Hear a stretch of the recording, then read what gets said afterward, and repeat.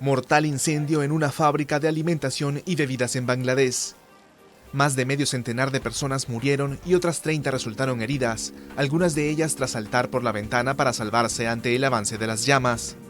El fuego se expandió debido a la acumulación de químicos inflamables y plásticos almacenados en el interior del establecimiento, indicaron los bomberos. Los servicios de emergencia también lograron auxiliar a varias personas que se refugiaron en el tejado del edificio en Rupganj, cerca de la capital Dhaka. Los esfuerzos de las autoridades se concentraban en extinguir las llamas en las dos últimas plantas de la fábrica, afectada por el fuego durante más de 24 horas. Los incendios son frecuentes en fábricas y edificios residenciales de Bangladesh, debido al incumplimiento de las normas de seguridad.